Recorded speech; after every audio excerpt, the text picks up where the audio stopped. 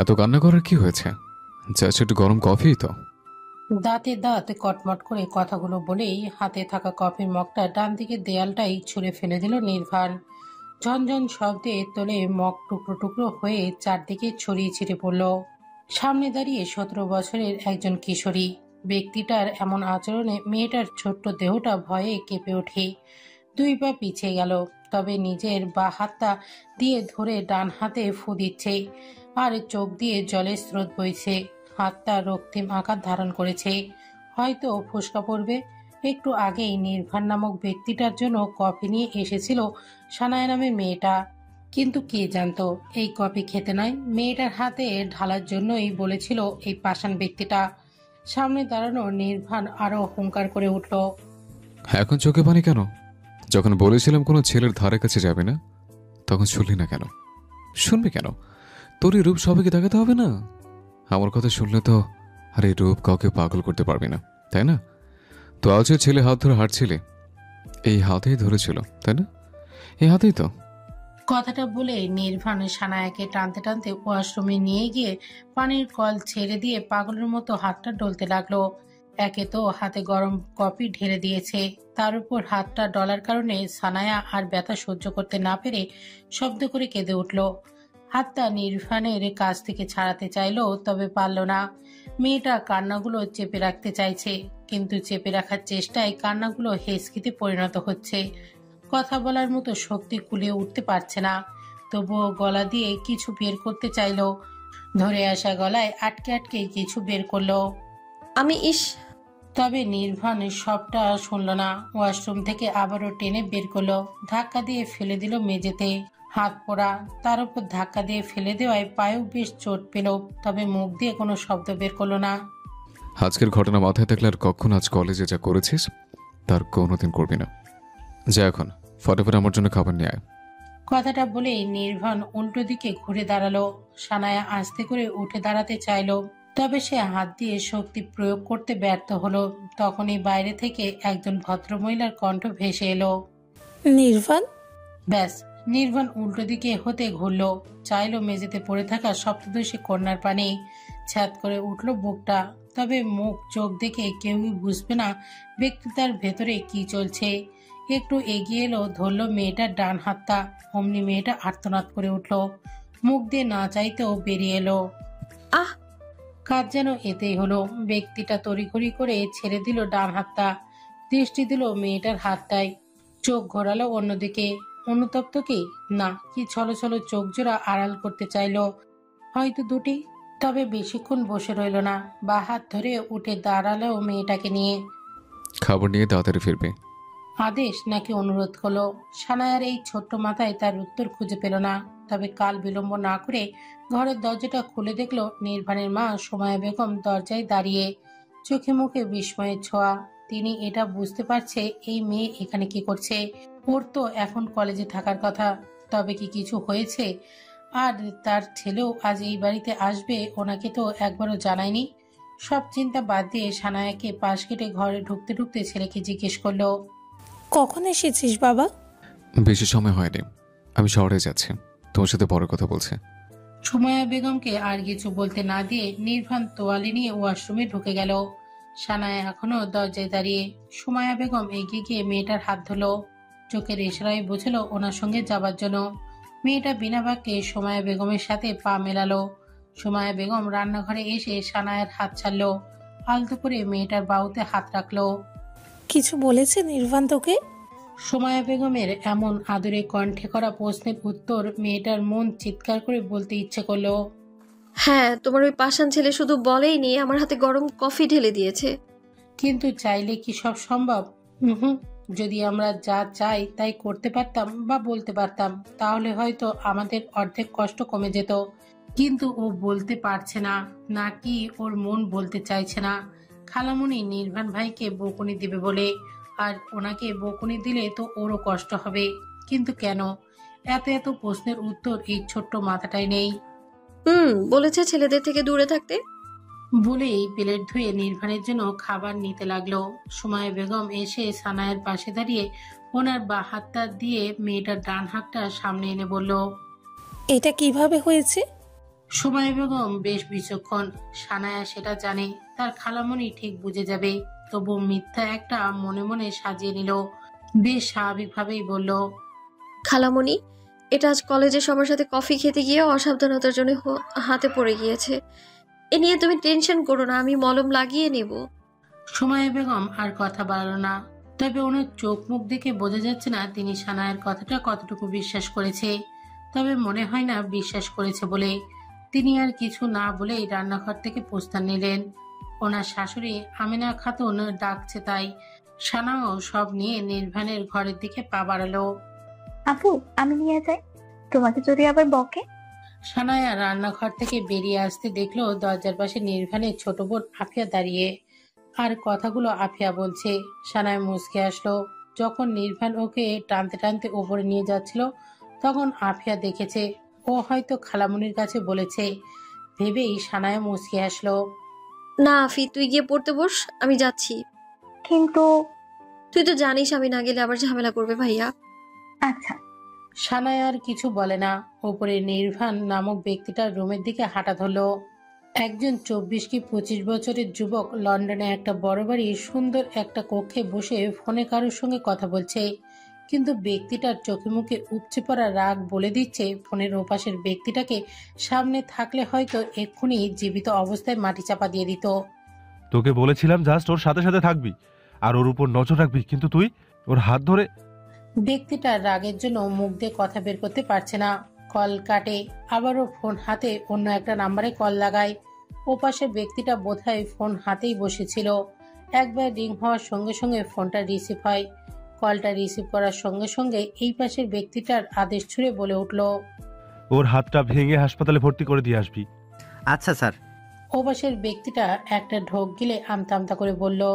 কথাটা কর্ণপাত হতেই ব্যক্তিটা ফোন কাটে।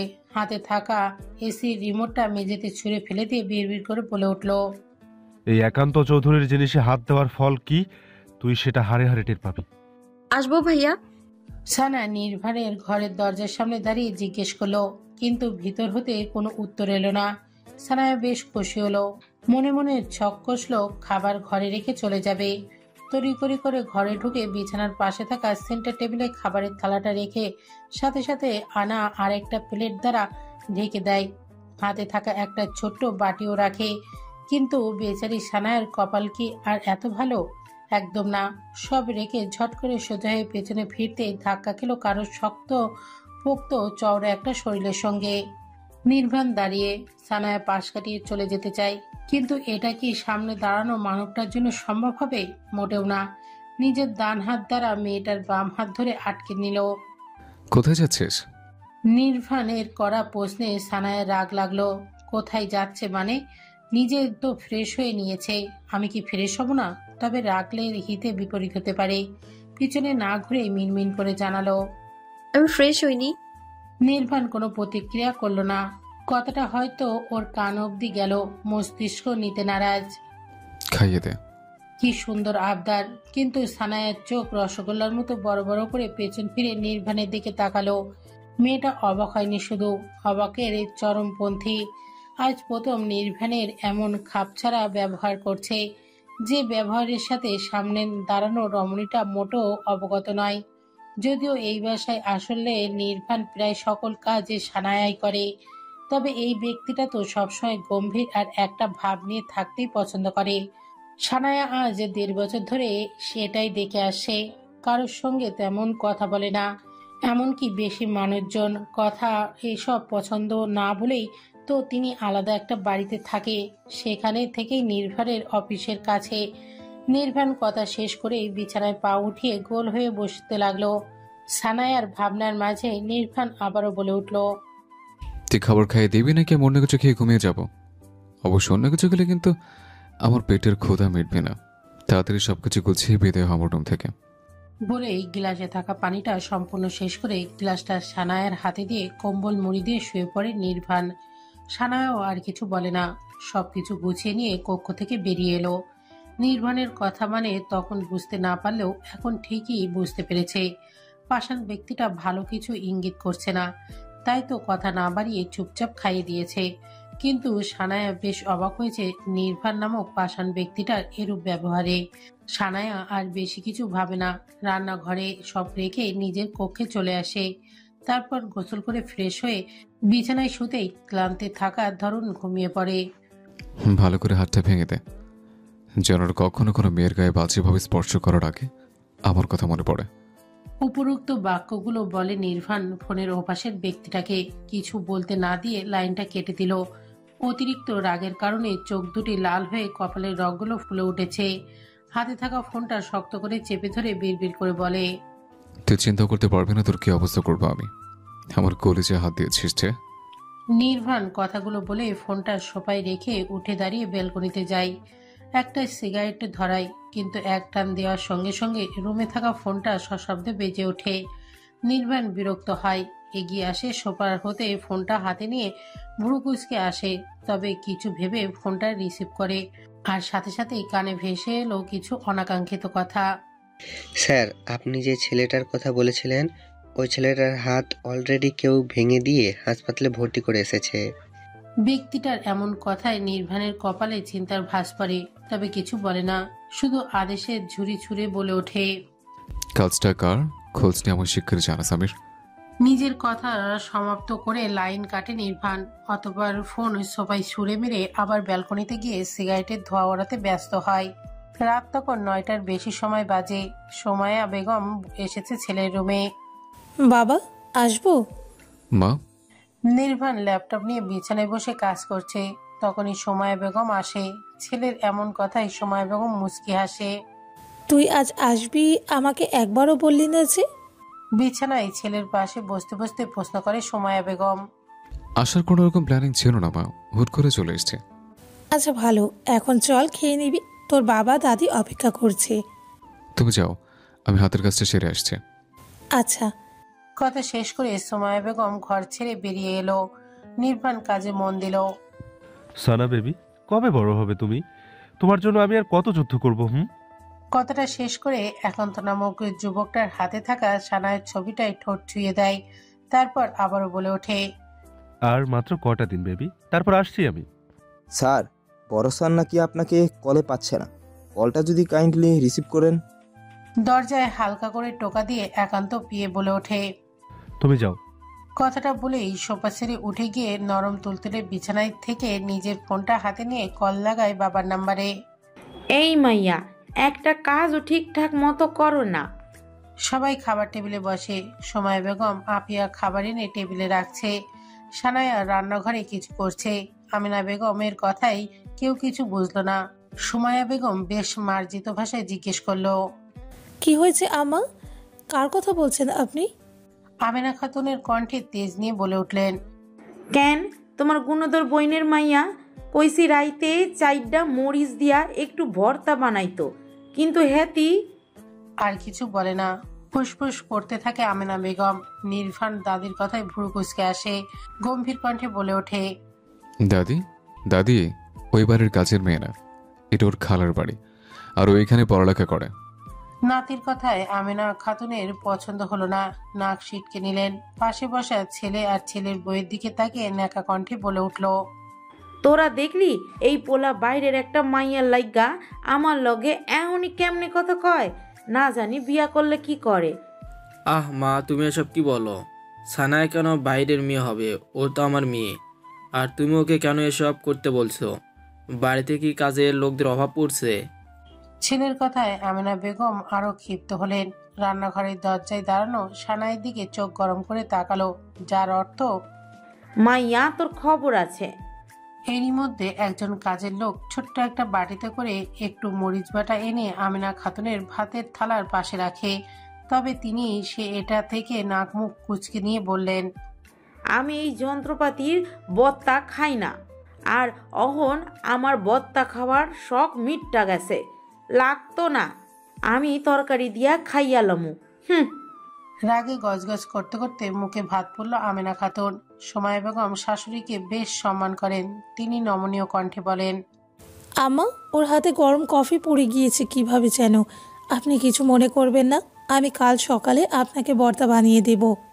তুমি আর তোমার বইনের মাইয়ার হইয়া তদারকি করতে আইও না। আমার বত্তা কাউনের শখ আর নাই। ক্ষিপ্ত কণ্ঠে কথাগুলো বলে তিনি খাবার শেষে হাত ধুয়ে লাঠি ভর দিয়ে রুমে যেতে যেতে সানায়াকে উদ্দেশ্য করে বলে গেল খাবার শেষে যেন তার রুমে গিয়ে পা মালিশ করে দিয়ে আসে। সানায়া আচ্ছা বলে। সুমাইয়া বেগম শাশুড়ির যাওয়ার সঙ্গে সঙ্গে সানায়াকে খাবার খেতে বসতে বলে। তাল মিলিয়ে নিজাম উদ্দিনও বলে ওঠে। এত কিছুর মাঝে নির্বাণ এত কিছু চুপচাপ সব অবলোকন করে গিয়েছে, কিন্তু সানায়া যে এতক্ষণ খাবার খেতে বসেনি সে তো খেয়াল করেনি। বাবা মার কথায় ভ্রুকুচকে প্রশ্ন করে, ও কেন আমাদের সাথে বসেনি? তোর দাদি না করেছে ওনার সাথে যেন একই টেবিলে না বসে। সুমাইয়া বেগম দীর্ঘশ্বাস ফেলে বলে ওঠে। নির্বাণ ফোঁস করে শ্বাস ফেলে। খাবার শেষে টিস্যু দিয়ে হাত মুছতে মুছতে মাকে উদ্দেশ্য করে বলে যায় যেন রুমে কফি দিয়ে আসা হয়। কথা শেষ করে নির্বাণ নিজের রুমের উদ্দেশ্যে চলে গেল। আফিও খাবার শেষ করে নিজের রুমে চলে গেল। ডাইনিং রুমে শুধু দুজন মেড আর সুমাইয়া বেগম সানায়া রয়েছে। একজন মেড নির্বাণের জন্য কফি বানিয়ে নিয়ে ওপরে যাওয়ার জন্য অগ্রসর হতেই সুমাইয়া বেগম তাকে বাদ সাধল। মেডকে আমেনা খাতুনের রুমে যেতে বলে তিনি নির্বাণের কফিটা সানায়াকে নিয়ে যেতে বলে। সানায়া একবার না করতে চেয়েছিল, কিন্তু মধ্যবিত্ত পরিবারের মেয়ে সানায়া, বড়দের মুখে মুখে কথা বলার অভ্যাসটা নেই। অগত্যা কফিটা নিয়ে ওপরে নির্বাণের রুমে যাওয়ার উদ্দেশ্যে অগ্রসর হয়। তুমি কি কোথাও যাচ্ছ? হ্যাঁ, কেন, কিছু বলবে? নির্বাণ অফিসের জন্য রেডি হয়ে নিচে এসেছে। এরই মধ্যে নিজামুদ্দিন প্রশ্ন করে। নির্বাণ উত্তর দিয়ে চেয়ারে বসতে বসতে ভ্রুকুচকে জিজ্ঞেস করে, আমার নাতি দেশে আইবো আইজ। পাশ থেকে আমিনা খাতুন খুশি খুশি মনে বলে ওঠে, যা নির্বাণের চক্ষু এড়ায়নি। সেও খুব স্বাভাবিকভাবে বলে ওঠে, তো তো মানে কি? তুমি ওকে আনতে যাবে, বিকেল 5টায় এসে পৌঁছাবে। আমি যেতাম, তবে আমাকে একটা জরুরি কাজে কিছুদিনের জন্য একটু পর শহরে বাইরে যেতে হবে। বাবার কথা নির্বাণ চুপচাপ শোনে। খাবার শেষে টিস্যুতে হাত মুছে নেয়। চেয়ার ছেড়ে উঠতে উঠতে একবার কলেজ ড্রেস পরিহিত সানায়ের দিকে এক পলক তাকিয়ে দৃষ্টি ঘোরায়। তারপর বাবার দিকে তাকিয়ে বলে ওঠে, আচ্ছা।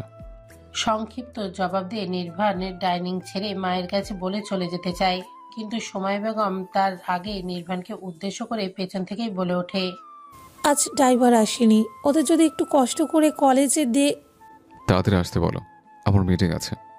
সুমাইয়া বেগমকে সবটা কথা সম্পূর্ণ করতে না দিয়ে নির্বাণ তার আগেই নিজ থেকে কথাগুলো বলেই গটগট করে বাড়ি থেকে বেরিয়ে যায়। সানায়া আফিয়ার দিকে অসহায় চোখে তাকায়। আফিয়া খুশি খুশি মনে মায়ের কাছ থেকে বিদায় নিয়ে বেরিয়ে যায়। সানায়া আফিয়াকে অনুসরণ করে। আমি ড্রাইভার নয়, আর না আমি বাঘ ভাল্লুক, সো চুপচাপ যে কেউ একজন সামনে বসে যায়। আফিয়া পেছনে বসেছে। সানাও আফিয়ার পাশে বসতে যাচ্ছিল, কিন্তু নির্বাণের কথাই আর এখানে বসলো না। মনে মনে একটু খুশিও হয়। আফিয়ার দিকে একবার আর চোখে তাকিয়ে সুরসুর করে সামনের ফ্রন্ট সিটে বসে পড়ে নির্বাণের পাশে। নির্বাণ একবার আর চোখে সানায়ের দিকে তাকায়। সানায়া কলেজ ব্যাগটা কোলে নিয়ে বসেছে। নির্বাণের সব পর্যবেক্ষণ করে শান্ত কণ্ঠে বলে ওঠে, সিট বেল্ট বেঁধে নেয়। সানায়ার খেয়াল ছিল না, হঠাৎ নির্বাণের কথা বুঝতে পারে না। অবুঝ চোখে তাকায় নির্বাণের দিকে, যা দেখে ফোঁস করে নিঃশ্বাস ফেলে নির্বাণ। অতঃপর ঝুঁকে আসে সানায়ের দিকে। সানায়া ততক্ষণ চোখ বড় বড় করে, আর নির্বাণের সিল্কি চুলগুলো সানায়ের থুতনিতে এসে লাগে, যার থেকে সুন্দর একটা ঘ্রাণ আসে। সানায়ের চোখ বন্ধ করে লম্বা একটা দম নিয়ে গন্ধটা নিয়ে নেয় নিজের মাঝে। হঠাৎ গন্ধটা না পেয়ে সানায়া তড়িঘড়ি করে চোখ খুলে, কিন্তু ততক্ষণে যা দেখার তা নির্বাণ দেখে নিয়েছে। সানায়ার দিকে নির্বাণ চোখ ছোট ছোট করে তাকিয়ে আছে, যা দেখে সানায়া চোরা চোখে তাকায় একবার। এই লোক কি কিছু বুঝে গেল? সানায়ার কথাটা ভাবতেই গলা শুকিয়ে যাওয়ার উপক্রম। তবে সানায়াকে অবাক করে দিয়ে নির্বাণ খুব স্বাভাবিকভাবে দুজনের উদ্দেশ্যে বলে ওঠে, চুপচাপ ক্লাস করে বাসায় চলে আসবে, কথা যেন মাথায় থাকে। আফিয়া ভাইয়ের কথা শুনে মিনমিন করে বলে ওঠে, আচ্ছা। নির্বাণ আর কিছু বলে না। সানায়া জানে কথাটা তাকে উদ্দেশ্য করে বলা হয়েছে। কালকের ঘটনাকে কেন্দ্র করে নির্বাণ আজকেও তাকে সাবধান করেছে। এটা বুঝতে বেশি বেগ পেতে হয় না সানায়ার। আচ্ছা, উনি কি আমায় এতটা নজরে রাখে? উনি তো আর আমায় ভালোবাসে না, তবে কেন উনি আমার সাথে কাল অমন করলো? শুধু একটা ছেলে আমার হাত ধরেছে সেই জন্য? শুধু কি বোন হিসেবে নাকি অন্য কোনো কারণ? এত এত প্রশ্নকে দিবে তার উত্তর? পাশে বসা এই সুন্দর সুদর্শন পুরুষ। কখনো সম্ভব না এটা। তবে কে? আচ্ছা, উত্তরগুলো কি সানায়া নিজে কখনো নিজের মন থেকে পেয়ে যাবে? সানায়ার ভাবনার মাঝে গাড়িটা এসে ওদের কলেজ গেটে থামে। আফিয়া আগে আগে গাড়ি থেকে নেমে দাঁড়ায়। সানাও নামতে যাবে, তার আগে নির্ভান তার হাত ধরে আটকে দেয়। হিজাবটা ঠিকঠাক করে দিতে দিতে বলে ওঠে, নিজের জন্য না হয় আমার জন্য হলো নিজেকে সুরক্ষিত রাখবে আশা করে। কথাটা বলে নির্ভান নিজে একটু এগিয়ে গিয়ে সানায়ার পাশের দরজাটা খুলে দিয়ে সানায়াকে নামতে ইশারা করে। সানায়া রোবটের ন্যায় চুপচাপ গাড়ি থেকে নেমে দাঁড়ায়। নির্বাণ গাড়ি স্টার্ট দিয়ে সাই সাই করে চলে যায়। আপে এসে সানায়ার হাত ধরতে সম্মতি ফিরে পায় ও। নির্বাণ ভাই কি বলে গেল এটা? সানায়া ঠিক বুঝে এলো না। শুধু মনে হচ্ছে নির্বাণ ভাই হয়তো অসুস্থ হয়ে পড়েছে। তা না হলে এই গম্ভীর চুপচাপ থাকা মানুষটা হঠাৎ কাল থেকে এমন খাপছাড়া ব্যবহার করছে কেন?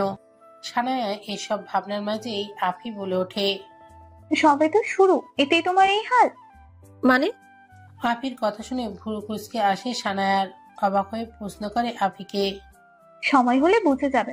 এখন চলো, আমার ক্লাসের লেট হচ্ছে। সানায়ার কথা বাড়ায় না। আফির সঙ্গে কলেজের ভেতরে চলে আসে। আফি ইন্টার ফার্স্ট ইয়ারে আর সানায়া ইন্টার ফাইনাল ইয়ারে। 1 বছরের ছোট বড় দুজনে। সানায়া মধ্যবিত্ত পরিবারের মেয়ে। সানায়ার বাবা সালাউদ্দিন রহমান একজন গ্রামের ডক্টর। সানায়ার মা শারমিন সালাউদ্দিন।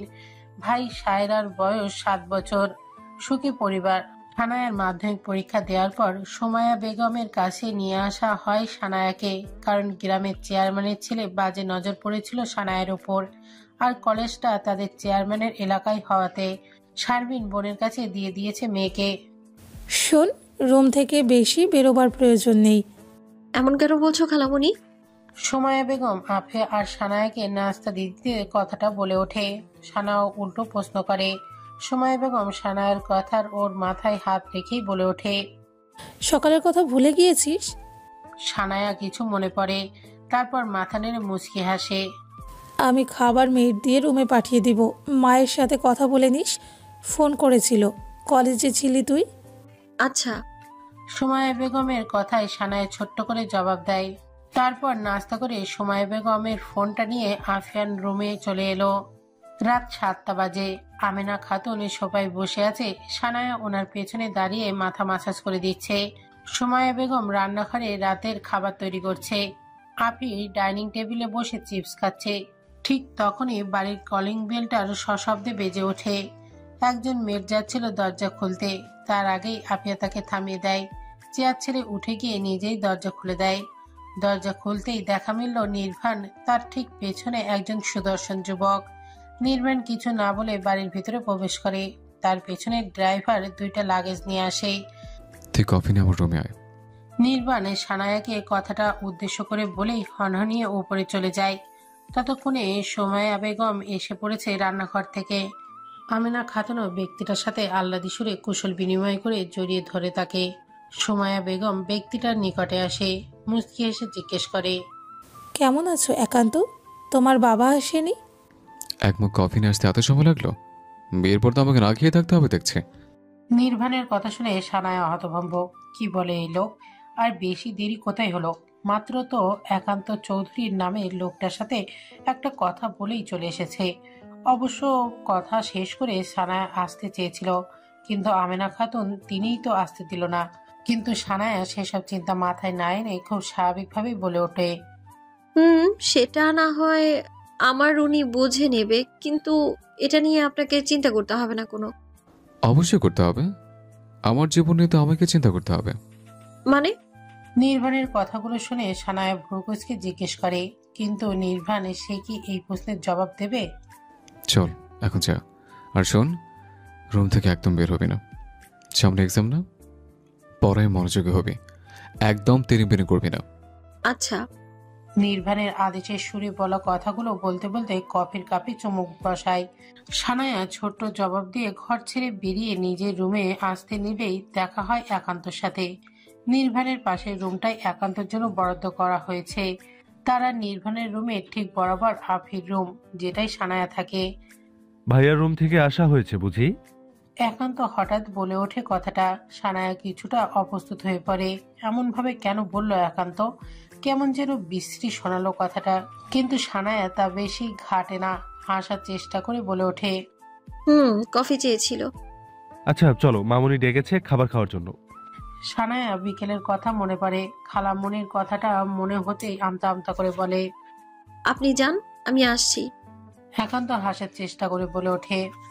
ওকে, তাড়াতাড়ি চলে এসো। একান্ত চলে যায়। সানাও নিজের রুমে চলে আসে।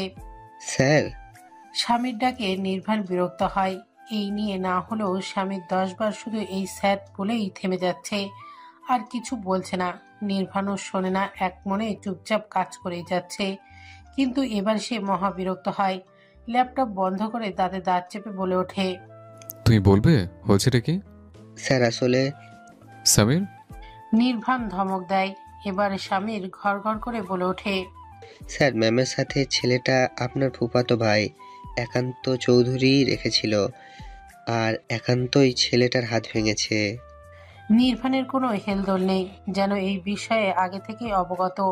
স্বামীর অবাক হয়, এত বড় একটা খবর, তারপরেও তার স্যারের কোনো চিন্তাই নেই। এটা কি করে হতে পারে? স্বামীমের ভাবনার মাঝে নির্বাণ খুব স্বাভাবিকভাবেই বলে ওঠে, আমি বেরোচ্ছি, তুমি ততক্ষণে তোমার বাসায় যাও। স্যার আমি যাই আপনার সঙ্গে? আমি প্রেম করতে যাচ্ছি, তুমি ওখানে গিয়ে কি করবে? আমার প্রেম করা দেখবে? নির্বাণ চেয়ার ছেড়ে উঠে দাঁড়িয়ে গায়ে ব্লেজার জড়াতে জড়াতে ভ্রু কুচকে জিজ্ঞেস করে।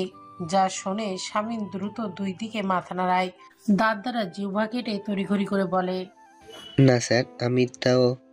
চুপচাপ বাসায় যাও, বিকেলে আবার চলে এসো। কথাগুলো বলতে বলতে নির্বাণের চোখে সানগ্লাস পরে নিজের গম্ভীর মুখ করে কেবিন থেকে বেরিয়ে যায়। সানায়া ক্লাস শেষ করে কলেজের ভিতর থেকে বেরিয়ে এসে রাস্তায় দাঁড়ায়। আজ আফি আসেনি, তাই আসার সময় হেঁটে এসেছে। কারণ আফি এলে বাড়ি থেকে গাড়ি নিয়ে আসা যায়, নয়তো আমেনা খাতুন ভালো চোখে দেখে না। সানায়া অবশ্য আফির সাথে গাড়ি দিয়ে আসতো না, কিন্তু যদি না আসে তবে হয়তো আফি মির্জাউদ্দিনের কাছে এই ব্যাপারে জানিয়ে দিবে। আর আমেনা খাতুন যে সানায়াকে আগে থেকেই নিষেধ করেছে, সে যেন এ কথাটা কাউকে না জানায়। এইসব ভাবতে ভাবতে সানায়া হাঁটছিল, কিন্তু হঠাৎই ওর সামনে একটা কালো গাড়ি থামে। সানায়া কিছুটা চমকে ওঠে, কারণ ও আনমনে এসব ভাবতে ভাবতে হাঁটছিল। তার এখন যদি কিছু হয়ে যেত তাহলে কি হতো ভেবেই ও মাথা তুলে গাড়িটাকে ভালোভাবে পর্যবেক্ষণ করে বুঝতে পারলো এটা নির্বাণ নামক পাষাণ পুরুষের গাড়ি। কিন্তু এটা এখানে কি করছে? এটা তো এখনো অফিসে থাকার কথা, কারণ এই গাড়িটা শুধু নির্বাণ ব্যবহার করে। দুইটা গাড়ির মধ্যে নির্বাণের এই গাড়ি কেউই ব্যবহার করে না, ভয় পায় কিনা। সানায়া ভাবনার মাঝে গম্ভীর কণ্ঠে পাশ থেকে নির্বাণ বলে ওঠে, তো আমাকে নিয়ে ভাবনা শেষ হলে আমরা কি এখন যেতে পারি?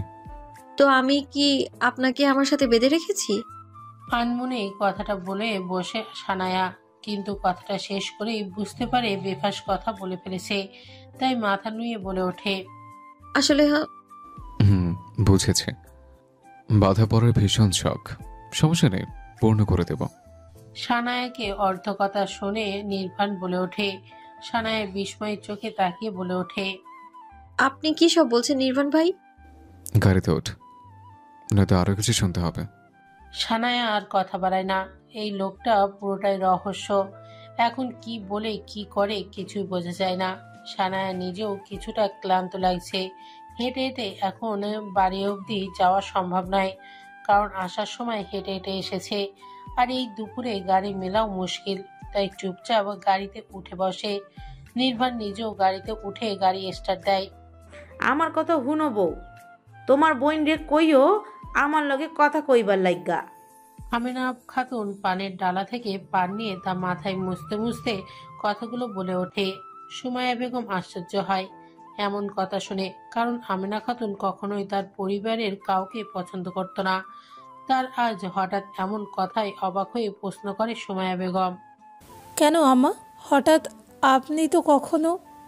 যেইডা কইছি হেইডাই করো, এত বেশি কথা কইও না, তোমার বইনের মাইয়ার কপাল খুলছে।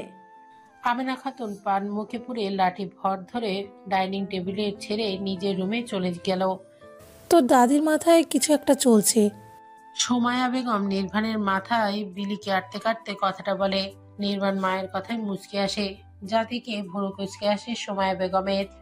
তোর টেনশন হচ্ছে না? একটু হচ্ছে, তোমার বোনের মেয়ের জন্য। নির্বাণ অসহায় ফেস করে বলে ওঠে। কি বলছিস? তা কেন হচ্ছে? কিন্তু আমার তোর জন্য হচ্ছে। তোর দাদি না আবার কিছু করে বসে? সুমাইয়া বেগম কপালে চিন্তার ভাঁজ দিয়ে কথাগুলো বলে, কিন্তু নির্বাণ ওনার কথা শুনে অবাক হওয়ার মতো করে বলে, ও মা, হবে না? এত তাড়াতাড়ি আমার মতো একটা পাষাণ মানুষের সাথে ওর জীবন বাধা পড়ে যাবে যে? তোর দাদি একান্তর কথা বলছি। জানি আমি, তুমি টেনশন করো না। বাবাকে ফোন দিয়ে তাড়াতাড়ি কাজ কমপ্লিট করে বাড়ি ব্যাক করতে বলো। একটা মাত্র ছেলে, আর তার বিয়েতে কি বাবা হিসেবে অনুপস্থিত থাকলে চলবে? মা, সামনের মাসে আমার ফাইনাল এক্সাম, আর তুমি এখন আমায় বাড়ি যেতে বলছো? আমি কি তোকে একবারের জন্য চলে আসতে বলেছি? আসবি, আবার সপ্তাহ বাদে চলে যাস। মা, বোঝার চেষ্টা করো, আমি পরীক্ষার পর তো চলেই যাব। বেশি বুঝিস না, তোর বাবা একটা ভালো সম্বন্ধ পেয়েছে, তাড়াতাড়ি চলে আয়। শারমিন উদ্দিন কথাগুলো বলেই ফোনটা খট করে কেটে দেয়। সানায়া হতভম্ব, তার মায়ের হঠাৎ কি হয়েছে? সেই উনি লেখাপড়া করানোর জন্য চেয়ারম্যানের ছেলের সাথে বিয়ে দেবে না বলে লেখাপড়া করানোর জন্য ঢাকায় বোনের বাসায় পাঠিয়ে দিলেন, আর আজ সেখানে উনি নিজ থেকে পরীক্ষার 1 মাস আগে বিয়ের জন্য বাড়ি যেতে বলছে। ব্যাপারটা সানায়ের জন্য যেমন ভাবনার বিষয়, ঠিক তেমনই মনের ভেতর বেশ অভিমান জমা হলো। সানায়া এসব ভাবতে ভাবতে সুমাইয়া বেগমের রুমে চলে এলো। সেখানে এসে দেখলো নির্বাণ আফিয়াও বসে আছে। সানায়া চুপচাপ গিয়ে সুমাইয়া বেগমের সামনে দাঁড়ালো। আশায় চোখে তাকিয়ে বলে উঠল, মা, বাড়ি যেতে বলছে, কিন্তু এখন বাড়ি যাওয়া সম্ভব না, সামনের মাসে এক্সাম। সুমাইয়া বেগম সোফায় বসে থাকা ছেলের দিকে কপালে চিন্তার ভাঁজ ফেলে তাকায়। নির্বাণ মায়ের দিকে শান্ত চোখে তাকিয়ে বলে ওঠে, যা, রেডি হয়ে নে, আমি দিয়ে আসবো। নির্বাণের কথা শুনে সবাই অবাক নয়নে তাকালো নির্বাণের দিকে। সানায় মনে মনে আচ্ছা মতো বকতে লাগলো নির্বাণকে। সে তো ভেবেছিল আর কেউ বাধার দিক না দিক, নির্বাণ অন্তত তার মায়ের সাথে এ বিষয়ে কথা বলবে, কিন্তু তিনি তো আরো এক ধাপ ওপরে। এসব ভেবেই সানায়ার রাগ লাগলো। তুই বুঝতে পারছিস তোর মা, তুমি চিন্তা করো না, আমি গিয়ে 3 দিন পর নিয়ে আসবো। মায়ের কথা সবটা না শুনেই নির্বাণ নিজের কথা বলে ঘর ছেড়ে বেরিয়ে যেতে যেতে সানায়াকে উদ্দেশ্য করে বলে, চল তাড়াতাড়ি রেডি হ, আমি অপেক্ষা করছি গাড়িতে। সানায়া একটু ভরসা পায়। নির্বাণ যেহেতু বলেছে 3 দিন পর নিয়ে আসবে, তার মানে সত্যি সে যাবে আজ শুক্রবার, মানে রবিবার যাবে নির্বাণ ভাই। আর তার বাবা মা নির্বাণের কথা অবশ্যই ফেলতে পারবে না সে জানে। তাই খুশি খুশি মনে রেডি হতে চলে যায়। সানায়া রেডি হয়ে নিজের সব প্রয়োজনীয় জিনিস ছোট্ট একটা ট্রলিতে নিয়ে নিচে চলে আসে। নির্বাণ নেই এখানে, আজ শুক্রবার হওয়াতে সবাই বাসায় আছে। একান্ত আমিনা খাতুনের পাশে বসে আছে। সানায়া সবার কাছ থেকে বিদায় নিয়ে বেরিয়ে আসে। তবে অদ্ভুত ব্যাপার হলো, সানায়া আগে বাড়ি গেলে আমিনা খাতুন মুখ ভেঙচি কেটে বলতো আপদ বিদায় হচ্ছে, কিন্তু এবার উল্টো হলো। তিনি মুচকি হেসে বললেন, সাবধানে যাস আর তাড়াতাড়ি ফিরে আসিস। কি অবাক করা কাণ্ড! সবাই অবাক হচ্ছে। সানায়া এসব ভাবতে ভাবতে এসে নির্বাণের পাশের সিটে বসে পড়ে। নির্বাণ একবার আর চোখে তাকে গাড়ি স্টার্ট দেয়। গাড়ি চলছে নিজ গন্তব্যে। নির্বাণ এক মনে ড্রাইভ করছে, এমন একটা ভাব যেন সে ছাড়া এই গাড়িতে আর কেউ নেই। সানায়া একটু পরপর পাশে বসা সুদর্শন গম্ভীর পুরুষটার দিকে তাকাচ্ছে। সানায়ার কাণ্ড দেখে এদিকে নির্বাণ মনে মনে বেশ খুশি। যাক, তবে এই মেয়েও তার প্রেমে পড়ল। তবে আজ না হয় একটু বোঝাপড়া করিয়ে নেওয়া হবে হবু শ্বশুরের সাথে। এসব ভাবতে ভাবতে নির্বাণ হঠাৎ করে গাড়ি ব্রেক কষে। সানায়া ভুরু কুচকে তাকায় পাশে বসা নির্বাণের দিকে। নির্বাণ গাড়ি থামিয়ে মিনিট খানেক সময় চুপ করে চোখ বন্ধ করে রাখে। সানায়ার কিছু বোধগম্য হচ্ছে না। এই মাঝপথে এমন নির্জন পরিবেশে গাড়ি কেন থামিয়েছে এই পাষাণ পুরুষ? আচ্ছা, উনি কি জেনে গিয়েছে যে আমি ওনাকে ভালোবাসি, তাই মেরে গুমটুম করে দিবে না তো? সানায়ার এত সব ভাবনার ছেদ ঘটে কোমরে শীতল হাতের স্পর্শ পেয়ে। সানায়া ততক্ষণে জমে গেল। চোখ তুলে পিটপিট করে নির্বাণের দিকে তাকিয়ে আবারও চোখ বন্ধ করে নেয়। নির্বাণ তাকিয়ে আছে মুগ্ধ নয়নে। সানায়া চোখ বন্ধ অবস্থায় কাঁপা কাঁপা ঠোঁটে বলে ওঠে, কিন্তু সবটা বলা হয় না। নির্বাণ এক ঝটকায় সানায়াকে নিজের কোলের উপর নিয়ে নেয়। নিজের বাম হাতের তর্জনী আঙুলে সানায়ের ঠোঁটের উপর রেখে ফিসফিস করে বলে ওঠে, কোনো কথা না, আমি বলবো আজ, তুই শুধু জবাব দিবি। সানায়া চোখ বন্ধ রাখা অবস্থায় দুই দিকে মাথা নাড়ে, যার অর্থ ঠিক আছে। যদি আমাকে নিয়ে কখনো কোনো কথা কেউ জিজ্ঞেস করে তার উত্তর দিতে পারবে? সানায়া ঝট করে চোখ খুলে নির্বাণের দিকে তাকায়। কিছু একটা ছিল এই পাষাণ পুরুষের কণ্ঠে, কিন্তু কি? সানায়া চুপ থাকে। মেয়ে ছোট, মস্তিষ্কে এত ঘুরিয়ে পেঁচিয়ে প্রশ্নের উত্তর সংগ্রাম করতে পারে না। নির্বাণ হাসে, ঠোঁট এলিয়ে হাসে। সে জানে তার প্রেয়সীর কাছে এই প্রশ্ন অনেক জটিল, তাই আরো সহজ করতে বলে ওঠে, আচ্ছা, যদি কখনো এমন পরিস্থিতি আসে যে তোর পরিবার তোর ভালোবাসার মানুষটাকে মেনে নিল না, তখন তোকে যে কোনো একজনকে বেছে নিতে হবে, তোর পরিবার নয়তো ভালোবাসার মানুষ। তখন তুই কাকে নেবে? নির্বাণ কথাটা শেষ করার সঙ্গে সঙ্গে সানায়া নির্বাণের গলা জড়িয়ে ধরে ফুপিয়ে কেঁদে ওঠে। আপনি এমন কেন বলছেন? আমি আপনাদের সবাইকে চাই। নির্বাণ চোখ বন্ধ করে নাই। এই প্রথম এই মেয়েটা নিজ ইচ্ছায় এতটা সন্নিকটে এসেছিল নির্বাণের। নির্বাণ কখনো না নিজে এতটা কাছে গিয়েছে, না কখনো প্রেয়সীকে আসতে দিয়েছে। সবসময় দূরে দূরে থেকেছে। কারণটা হলো এই মেয়ের নিকটে এলে এই পাষাণ পুরুষের সব এলোমেলো লাগে। নিজের মন সত্তা এই মেয়েকে বড্ড চাই, তাই তো সবটা ভালোবাসার পরও না মুখে বলছে আর না কাছে আসছে, বরং আরো দূরে গিয়েছে। মিথ্যা বলে বাড়ি থেকে অন্য ফ্ল্যাটে থেকেছে, হয়তো কারোর কথা রাখতে। তবে লাভটা তারই হয়েছে, নয়তো সত্যি কখনো হয়তো অঘটন ঘটে যেত। তোর মাথা ঠিক আছে? তুই আমাকে কেন জড়িয়ে ধরেছিস? তুই কি আমাকে ভালোবাসিস না? নির্বাণের কথায় সানায়ার সাথে সাথে বলে ওঠে। হ্যাঁ, আমি এতটুকু বলেই চুপ করে যায় সানায়া। কি বলতে চাচ্ছিল বুঝতে পেরে নির্বাণকে ছেড়ে দিয়ে আগের অবস্থায় ফিরে আসে। হাতের তালুর সাহায্যে চোখের পানি মুছে নেয়। নির্বাণ তখনও চাতক পাখির ন্যায় তাকিয়ে থাকে। আপনিও জানেন সানায়া ভাইয়াকে ভালোবাসে একান্ত ভাই? এখন তো সোফায় বসে ল্যাপটপে কিছু করছিল, কিন্তু হঠাৎ আফিয়ার কথায় চমকে ওঠে একান্ত। অবাক নয়নে তাকিয়ে বলে ওঠে, তুই মিথ্যা বলছিস না? যা সত্যি তাই বলছি, তাছাড়া আমার মিথ্যা বললে লাভ কি? একান্ত চুপচাপ নিচের দিকে তাকিয়ে থাকে। সে ভীষণ কষ্ট পেয়েছে। চোখ দিয়ে টপ টপ করে কয়েক ফোঁটা জল গড়িয়ে পড়ে। সে ভালোবেসেছে ঠিক, কিন্তু দূর থেকে। কিন্তু তার এই দূর থেকে ভালোবাসা যে তার প্রেয়সী হৃদয় অবধি পৌঁছাবে না, সেটা সে কখনোই চিন্তাও করেনি। কিন্তু যদি আফিয়ার কথা সত্যি হয়, তবে সে কখনোই অভিযোগ করবে না, চুপচাপ সরে যাবে তাদের মধ্যে থেকে। কারণ ভালোবাসার মানুষ ভালো থাকুক, আমরা এটাই চাই। আর যদি সে এটা অন্য কারোর বুকে মাথা রেখে ভালো থাকে, তাহলে তা কেন নষ্ট করব আমরা? কারণ আমাদের একটাই চাওয়ার, সকল ভালোবাসার মানুষ ভালো থাকুক। এসব ভেবেই একান্ত চোখের জল মুছে উঠে এগিয়ে আসে আফির নিকট। একদম বরাবর দাঁড়ায় মেয়েটার। একান্ত কিছু দেখছে সামনে দাঁড়ানো সপ্তদশী কন্যা আফিয়ার চোখে, যা দেখে মুচকি হাসে একান্ত। আমি অতটাও খারাপ নয় যে ভালোবাসার মানুষটার ভালো থাকা ছিনিয়ে নেব। আপনি বলেছিলেন আপনার মেয়ে আমাকে কখনো ভালোবাসবে না, আর যদি বাসে তা আপনি নিজ থেকে আমাদের বিয়ে দেবেন, মনে আছে? সালাউদ্দিন রহমান কিছুটা থমথমে মুখ করে দেয়। মনে মনে ভাবে ছেলেটা বড় বেহায়া, কিভাবে নিজের খালুর সাথে কথা বলছে, লাজ লজ্জা সব খেয়েছে। আমি কিন্তু আপনার মেয়ের পেছনে ঘুরিনি, ওর আশেপাশেও থাকিনি, চাইলে জিজ্ঞেস করে নেবেন। কি নিয়ে কথা হচ্ছে দুজনের? কথাটা বলতে বলতে রান্নাঘর থেকে লিভিং রুমে আসে শারমিন রহমান। তোমাকে শাড়ি বানানোর প্ল্যানিং করছে, এসো তুমিও বসো। নির্বাণ পাশে বসতে ইশারা করে কথাটা বলে শারমিন রহমানকে। তিনি হেসে নির্বাণের পাশে বসে। তুই তো এখনো কিছু খেলি না। খাবো তো, একেবারে পার্মানেন্ট হই। তারপর পরের কথাটা সালাউদ্দিন রহমানের দিকে তাকিয়ে বলে ওঠে। শারমিন রহমান ভ্রু কুঁচকে আসে। তিনি বুঝতে পারছেন না কিছু, কিন্তু মুখ খোলে কিছু জিজ্ঞাসা করার আগে নির্বাণ বলে ওঠে, আজ তাহলে উঠে যেতে যেতে তো আবার রাত হয়ে যাবে। সালাউদ্দিন রহমান বিদায় নিয়ে রুমে চলে যায়। এই ছেলেকে তিনি অজানা কারণেই সহ্য করতে পারে না। বিদায় হলে বাঁচে। শারমিন রহমান বোনের ছেলের পেছনে পেছনে মেন দরজা অবধি আসার পর নির্বাণ আমদামতা করে বলে ওঠে, মনি তুমি যাও, এই ঠান্ডার বেরোতে হবে না। তিনি কি বুঝলেন কে জানে। মুচকি এসে নির্বাণের থুতনিতে হাত রেখে কপালে চুমু খেয়ে সাবধানে যাওয়ার কথা বলে ভেতরে চলে গেল। নির্বাণ ফোঁস করে দম ফেলে।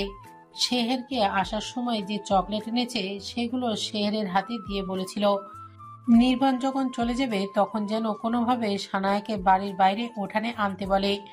আর শেহের চোখের ইশারায় একটু আগে বুঝিয়েছে সানায়াকে উঠোনে রেখে এসেছে, কিন্তু সমস্যা হলো শারমিন রহমান, তাই তো মিথ্যা বলতে হলো। নির্বাণ দীর্ঘশ্বাস ফেলে বাড়ি থেকে বেরিয়ে এসেই দেখলো সানায়া উঠানের ডান পাশে এক কোণে দাঁড়িয়ে, গায়ে শুধু একটা চাদর জড়ানো, ওড়না বিহীনী, পেছন থেকে ছোট্ট ছোট্ট চুলে ঢেকে থাকা সুন্দর ঘাটটা বেশ মোহনীয় লাগছে নির্বাণের নিকট। কিন্তু সানায়ার সাথে দুটি মেয়ে দেখে দৃষ্টি সংযত করে। সানায়া মেয়ে দুটোর সাথে হেসে কথা বলছে, দেখে বোঝা যাচ্ছে অনেকদিন পর সমবয়সীদের সাথে কথা বলতে পেরে মেয়েটা খুব খুশি। নির্বাণ একটু এগিয়ে যেতেই মেয়ে দুইটি থমথমে মুখ করে টিন দিয়ে বেরিয়ে গিয়ে গেট করে রাখা দরজা দিয়ে বেরিয়ে গেল। যাওয়ার সময় ফিসফিস করে কিছু বলা বলি করছিল, কিন্তু নির্বাণ সেদিকে নজর নেই। সে তো হালকা কুয়াশার মাঝে দাঁড়িয়ে থাকা তার প্রেয়সীকে দেখতে ব্যস্ত। 3টা দিন দেখা পাবে না ভাবতেই বুকে চিনচিন ব্যথা অনুভব করে। আচ্ছা, তাকে সামনে থাকা নুয়ে দাঁড়িয়ে থাকা অষ্টাদশী কন্যা অনুভব করে? পরক্ষণে ভাবে কি অদ্ভুত ভাবনা, যেখানে আজও মেয়েটা চোখ দেখে বুঝতে পারে না, কথার মানে বুঝবে না, ওকে কেউ ভীষণ ভালোবাসে, গভীরভাবে চায় তার জীবনে, সেখানে বুকের মধ্যে হওয়া তীব্র যন্ত্রণা কি করে বুঝতে পারবে? 3 দিন পর এসে নিয়ে যাব, তৈরি থেকো লিটল ওম্যান। কি ছিল লাস্ট 4টি শব্দে? সানায়ার সারা শরীর অবশ হয়ে এলো। মাথা তুলে পিটপিট করে সামনে তাকিয়ে দেখলো নির্বাণ চলে গিয়েছে বাড়ির বাইরে। রাস্তায় দাঁড়িয়ে থাকা তার দামি কারটা উঠে সাই সাই করে চলে গেল মুহূর্তের মধ্যে। সানায়ের কিছু বোধগম্য হলো না, শুধু নির্বাণের লাস্ট বলা কথাটা বারবার কানে বাজছে, তৈরি থেকো লিটল ওম্যান। আমি চাই না আপনি কষ্ট পান, তাই তো আগে আগে বলে দিয়েছি, যাতে করে আপনি নিজেকে সামলে নিতে পারেন। কথাগুলো বিড়বিড় করতে করতে আফিয়া একান্তর পেছন পেছন ছাদের উদ্দেশ্যে হাঁটা ধরে। একান্ত দাঁড়িয়ে আছে, রেলিংয়ে একটা পা তুলে রেখে আরেক হাতে সিগারেট ফুঁকে যাচ্ছে। আফিয়ার ভীষণ কষ্ট হচ্ছে এই তামাটে বর্ণে সুন্দর সুশ্রী রূপের যুবকের এহেন আচরণে। অথচ এই কষ্ট যাকে ঘিরে সে তার ছিটে ফোটাও জানে না, কিন্তু তাকে কেন্দ্র করে দুইটা মানবী ভীষণ কষ্ট পাচ্ছে। একজন ভালোবাসার মানুষটার অন্য কাউকে ভালোবেসে তাকে পাবে না জেনে, আর অপরজন ভালোবাসার মানুষটার না পাওয়া ভালোবাসার কষ্টে নিজেও কষ্ট পাচ্ছে। কি অদ্ভুত আমরা মানব জাতি! আমরা যাকে একবার মন থেকে ভালোবেসে অনুভব করতে পারি, তার কষ্টটাও ঠিক একইভাবে অনুভব করি। প্লিজ এসব খাবেন না, আমার কষ্ট হচ্ছে একান্ত ভাই। তোর কেন কষ্ট হচ্ছে পুচকে? আর তুই কাঁদছিস কেন? আচ্ছা আচ্ছা, যা, সিগারেট ফেলে দিলাম, প্লিজ তুই তাও কান্না অফ কর। হঠাৎ আফিয়ার কণ্ঠে চমকে ওঠে একান্ত, কিন্তু মেয়েটাকে কাঁদতে দেখে কেন জানি ওর মোটেও ভালো লাগছে না। বুকে আবারও কেমন শূন্য অনুভব করছে, কিন্তু একান্ত সেসব আর বেশি ভাবে না। হুট করে জড়িয়ে ধরে সামনে থাকা কান্নারত আফিকে। আফি চমকে ওঠে, মুহূর্তের মাঝে কান্না বন্ধ হয়ে আসে, অনুভূতিহীন হয়ে মিশে থাকে একান্তর বুকে। তুমি কথা বলে নিও তোমার ভাইয়ের সাথে, বিয়ে করতে চাই আমি। সুমাইয়া বেগম ভীতু দৃষ্টিতে একবার স্বামী, তো আর একবার ছেলে, তো আর একবার শাশুড়ির মুখ পানে তাকাচ্ছে। একান্ত আর আফিয়া নির্বাক।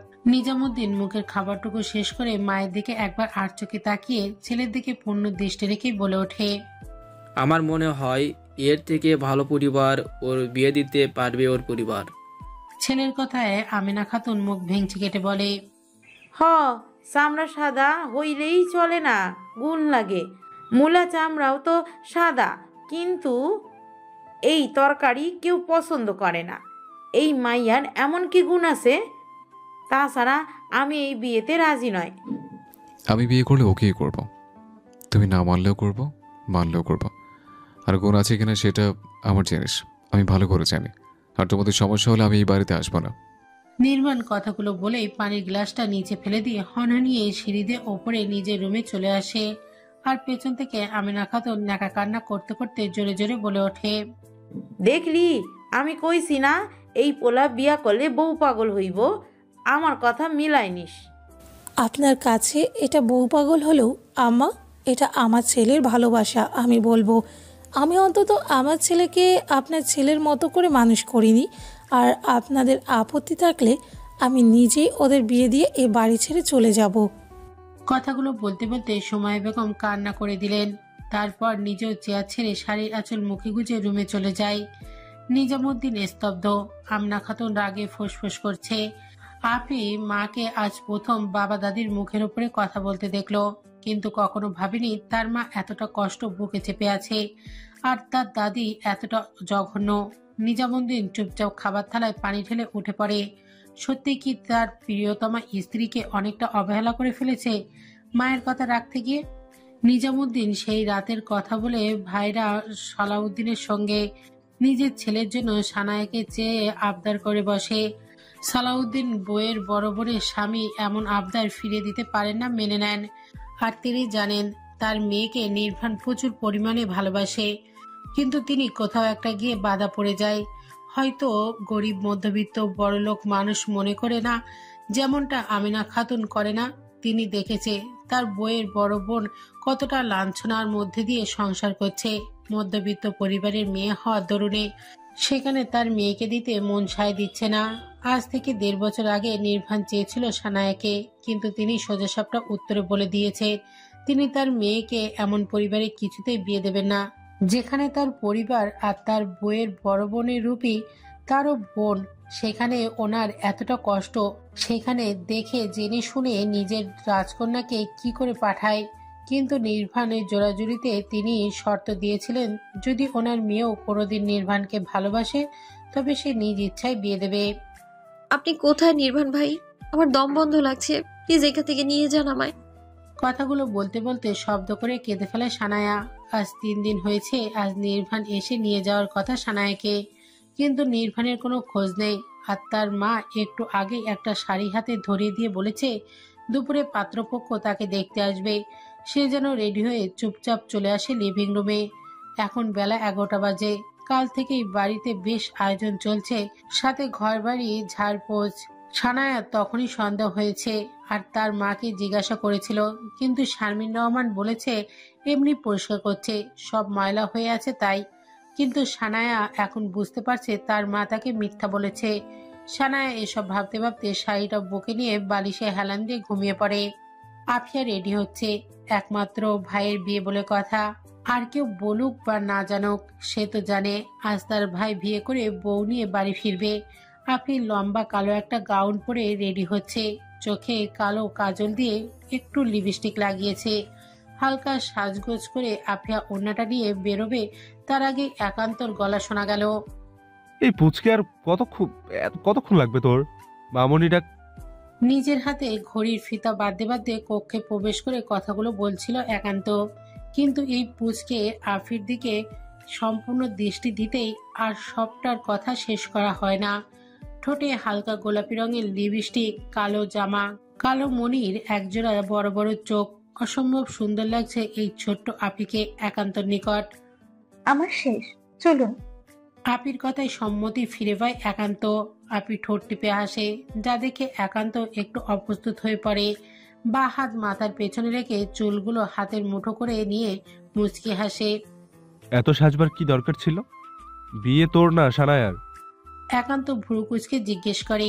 আপি অবাক হয়, মুখ হা করে জবাব দেয়, কই বেশি সাজলাম, শুধু কাজল আর একটু এই চুপ চুপ করবে আর চল। আপির কথা না শুনে একান্ত আমতা আমতা করে বলে ওঠে, এই মেয়েকে দেখেই আজ বুকের ভিতর কেমন কেমন করছে। আর এত গভীর কথা শুনে নিজেকে পুরো পাগল করার কোনো মানেই হয় না। এইসব ভাবতে ভাবতে একান্ত রুম থেকে বেরিয়ে যায়। পেছন পেছন আপিয়াও আসে। তারপর সবাই সানায়াদের বাড়ির উদ্দেশ্যে যাত্রা শুরু করে। কিন্তু অদ্ভুত ব্যাপার হলো নির্ভান যাচ্ছে না। বুঝলে সালাউদ্দিন, আমি তোমার বড় বোন সমতুল্য সুমুকে যেভাবে রেখেছি, আমার মেয়েকে আমি তার সিটে ফোটাও কষ্টের আঁচও লাগাতে দেব না। আমার ছেলে হয়ে আমি কথা দিলাম আমার মেয়ে করে রাখবো। নিজামুদ্দিন কথাগুলো বলেই পাশে বসা স্ত্রীর দিকে তাকালো। সুমাইয়া বেগম বোনের সাথে আলাপ জমিয়েছে। কতদিন পর দেখা। একান্ত ওঠানে শেরের সাথে আছে। আফি গিয়েছে সানায়ার রুমে। আমিনা খাতুন বসে বসে পান চিবাচ্ছে। একটু পর শেহের আর একান্ত স্বামীর সহ বাড়ির ভেতরে প্রবেশ করে নির্ভান। কালো স্যুট, কালো শু, বেশ লাগছে দেখতে। যা দেখে আমিনা খাতুন নাতির এক দফা প্রশংসা মনে মনে সেরে নিলেন। তবে মনে মনেও সানায়াকে গালি লাগাতে ভুললেন না। এই সাদা চামড়ার মেয়েটা তার এমন গুণে রূপে ভরপুর নাতি সুদর্শন, আর এই মেয়ের অকর্মার ঢেকে এত সুন্দর জামাই পাবে ভাবতে আমেনা খাতুনের বুকে ব্যথা শুরু হয়। নির্মল সহ এসে সোফায় বসে। সবাই বেশ আলাপ জমিয়েছে। এরই মধ্যে দেখা গেল পশ্চিম দিকের করিডর দিয়ে লিভিং রুমে দুইজন রমণীর আগমন। একজন শাড়ি পরিহিত রানীকে সপ্তদশী কন্যা আফি ধরে নিয়ে আসছে। শারমিন রহমান উঠে এগিয়ে গিয়ে এনে মেয়েকে পাশে বসান। সানায়া চুপচাপ বসে পড়ে, কিন্তু চীনা পরিচিত গন্ধ নাকে ভেসে আসতেই ও চোখ তুলে সামনে তাকিয়ে দেখতে পেল নির্বাণ তার বরাবর ওপাশে সিঙ্গেল সোফায় বসে আছে। সানায়া মুহূর্তের মধ্যে স্তব্ধ হয়ে গেল। হাত মনে হয় সেকেন্ডের জন্য থেমে গিয়েছে, সাথে খুশিতে চোখ চিকচিক করে ওঠে। ঠোঁটের কোণে হাসি রেখা দেখা দিল। ও একটু আগে আপিকে জড়িয়ে ধরে সে কি কান্নাটাই না করলো। আপিকে বারবার বলেছিল যেন নির্মাণ মায়ের সঙ্গে একবার যোগাযোগ করার ব্যবস্থা করে দেয়, আর আপিটাই কেমন একবারও বলেনি যে নির্মাণ ভাই আসবে। আচ্ছা, তার থেকেও বড় কথা, পাত্রপক্ষ এখনো আসেনি কেন? নাকি আসবে না? আচ্ছা, নির্বাণ ভাই কি কিছু করেছে? সানায়ার ভাবনার মাঝে সুমায়া বেগম বলে ওঠে, ওরা দুজন যদি আলাদা। মা, আমার মিটিং আছে, যা করার তাড়াতাড়ি করো। সুমায়া বেগম আর কিছু বলে না। সালাউদ্দিন রহমান কল করে কাউকে। কথা বলে ফোন রাখার মিনিট 10 পর 2-3 জন মুরব্বী আর একজন টুপি মাথায় সাদা পাঞ্জাবি পরা লোক বাড়ির ভেতরে আসে। তাদের বসার ব্যবস্থা করে নির্বাণ আর সানায়াকে একসাথে বসানো হয়। সানায়ার মাথায় তখনও কিছু ঢুকছে না। আসার কথা তো পাত্রপক্ষ, আর তাকেই বা কেন নির্বাণের পাশে বসানো হলো?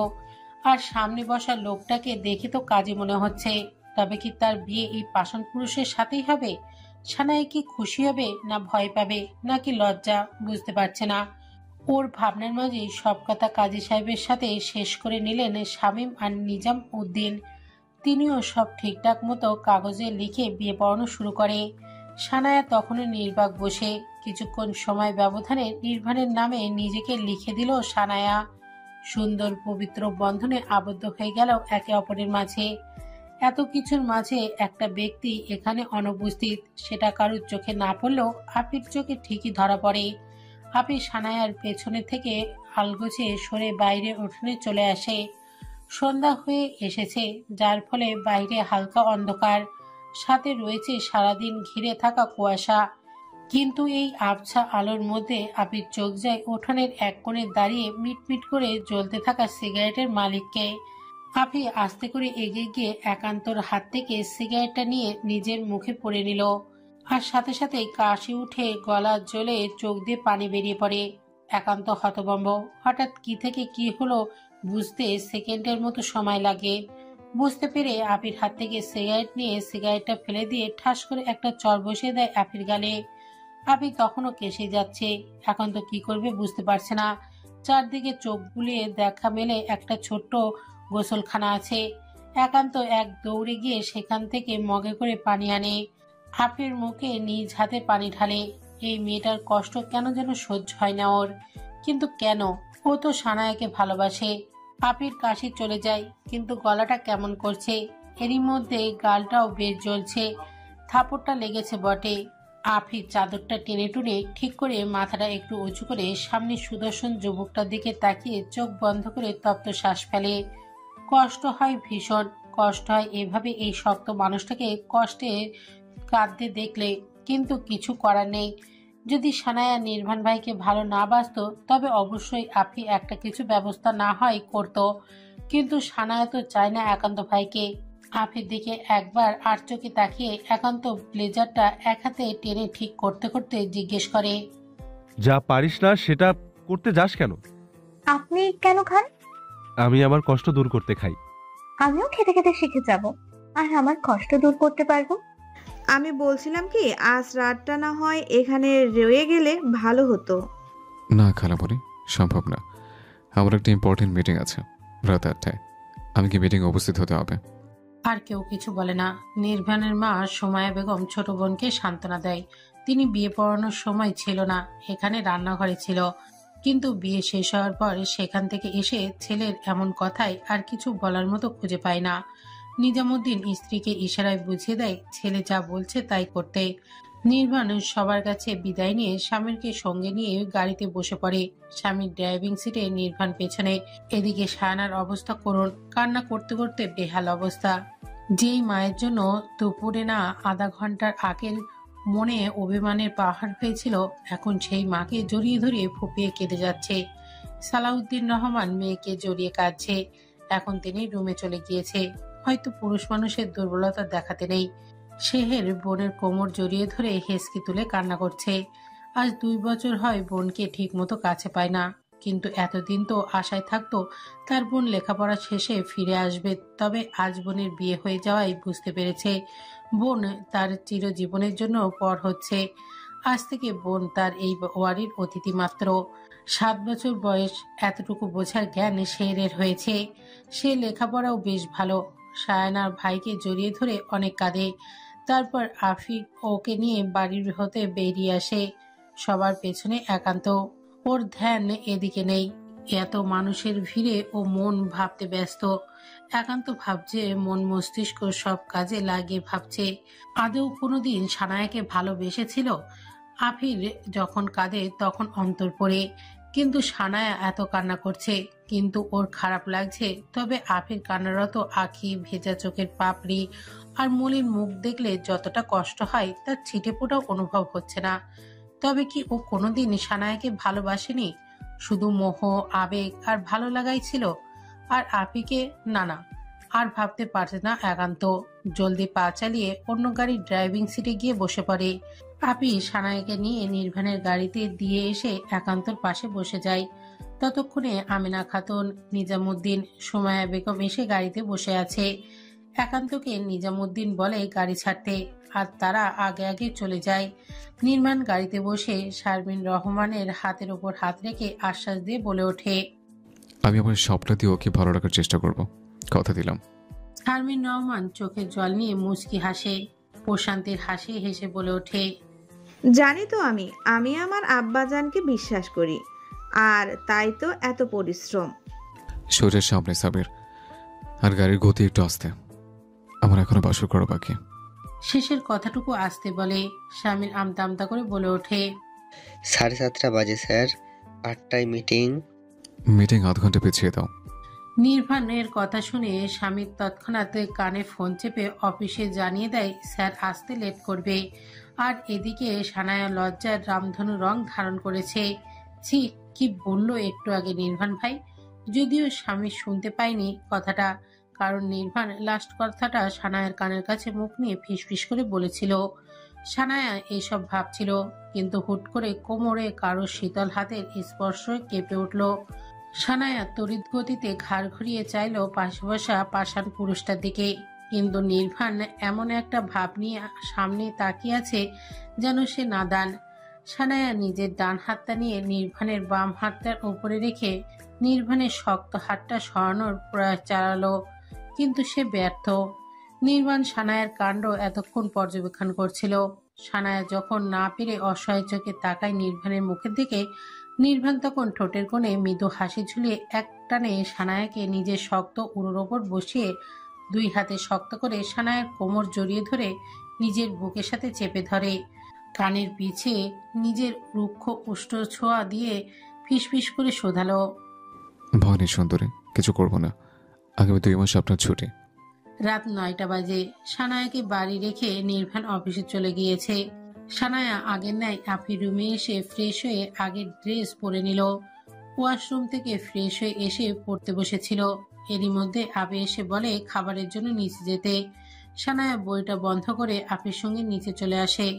খাবার পর্বে শেষে সানায়া চলে যাচ্ছিল, কিন্তু হুট করে ওর মনে পড়ে ও এখন অতিথি নয়, এই বাড়ির বউ। নিজের এভাবে চলাফেরা সাজে না। ওপরে যেতে অগ্রসর হলেও আর যায় না। ফিরে এসে কাজের লোকদের সাথে সাথে হাতে কাজ করতে থাকে। একান্ত, আফি, নিজামুদ্দিন, আমিনা খাতুন অনেক আগেই ডাইনিং ছেড়েছে। শুধু সুমায়া বেগম রান্নাঘরে কিছু করছিল, কিন্তু ফিরে এসে সানায়াকে কাজ করতে দেখে তিনি অবাক হয়।